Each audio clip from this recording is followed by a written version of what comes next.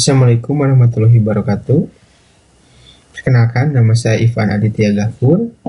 Saya akan mencoba untuk memaparkan mengenai materi DBPM Lifecycle. Sebelumnya kita akan mencoba untuk mendefinisikan apa itu bisnis proses. Di sini disebutkan bahwa bisnis proses adalah serangkaian aktivitas terkait yang dilakukan oleh orang-orang dan sistem yang memberikan beberapa jenis nilai melalui produk atau proses kepada pelanggan internal ataupun eksternal. Jadi yang saya garis bawahi adalah ini ada serangkaian aktivitas. Dia lebih dari satu aktivitas yang juga dilakukan oleh kumpulan orang dan sistem yang memberikan nilai kepada pelanggan internal dan eksternal. Contohnya itu adalah ada proses penawaran penjualan, proses pengajuan kredit, ini yang ada di industri, dan ada pengajuan kontrak kuliah atau proses pembuatan ijazah, itu yang ada di di industri, di bidang pendidikan. Nah, sekarang lalu ada bisnis proses manajemen. Bisnis ini lebih kepada pengelolaan untuk meningkatkan kinerja proses bisnis tersebut. Nah, selanjutnya adalah untuk siklus BPM-nya tuh.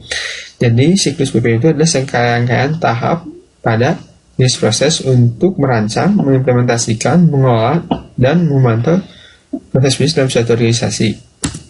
Nah, tahapan-tahapan pada BPM Lifecycle itu ada 6. Yang pertama itu ada Analyze and Design, ada model, kedua itu ada Model and Simulate, yang ketiga itu adalah Implement and Deploy, keempat Execute, kelima Manage, dan keenam Monitor and Analyze. Selanjutnya saya akan mencoba untuk studi kasus pada BPM Lifecycle. Di sini saya mengambil studi kasusnya adalah perusahaan manufaktur yang memproduksi komponen otomotif. Nah, kita akan masukkan tahapan-tahapan BPM Lifecycle kepada studi kasus yang tadi ya. Jadi pertama kita akan melakukan analisis dan melakukan perencanaan. Di sini misalnya ada perusahaan manufaktur yang bernama perusahaan X telah melakukan analisis, dan mereka perusahaan itu menemukan bahwa terdapat beberapa ketidakefisienan dalam aliran kerjanya, lalu pemakaian bahan bakunya yang boros, dan juga ketidakkonsistenan dalam produksi. Jadi misalnya pada produksi satu produksinya itu bagus, tetapi di produksi yang lainnya itu dia ada sisa produksinya. Nah, setelah mengetahui permasalahan tersebut, maka perusahaan tersebut merancang ulang proses produksinya dengan tujuan mengurangi yang tadi ya, pemborosan dalam bahan baku, lalu ada yang tidak efisien aliran kerjanya, dan juga ketidakkonsistenan dalam kualitas produknya. Nah, setelah kita menganalisis dan desain, lalu kita masuk ke tahapan model dan simulasi. Dan di sini perusahaan ini menggunakan perangkat lunak untuk membuat simulasinya. Sebelum kita melakukan simulasi, maka harus membuat modelnya terlebih dahulu. Karena dengan melakukan simulasi itu dapat mengidentifikasi potensi perubahan yang diperlukan dan memastikan bahwa perubahan yang mereka rencanakan akan menghasilkan yang diinginkan. Itu tahap kedua. Lalu yang tahap ketiganya itu adalah mengimplement dan deploy. Jadi maksudnya implement dan deploy itu adalah setelah mensimulasikan dari tahap sebelumnya, kita akan mengimplementasikan apa yang telah kita rencanakan dan setelah simulasikan. Tapi kita harus memastikan dan yakin bahwa hasil dari model proses bisnis dan simulasi proses itu sudah sesuai yang kita harapkan.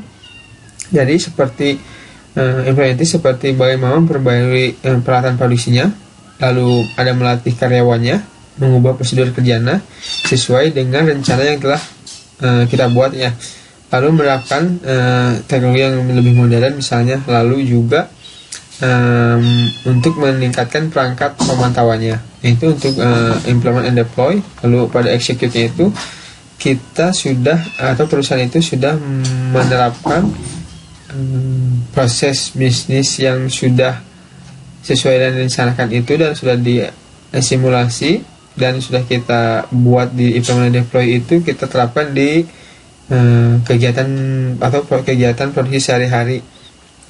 karena di situ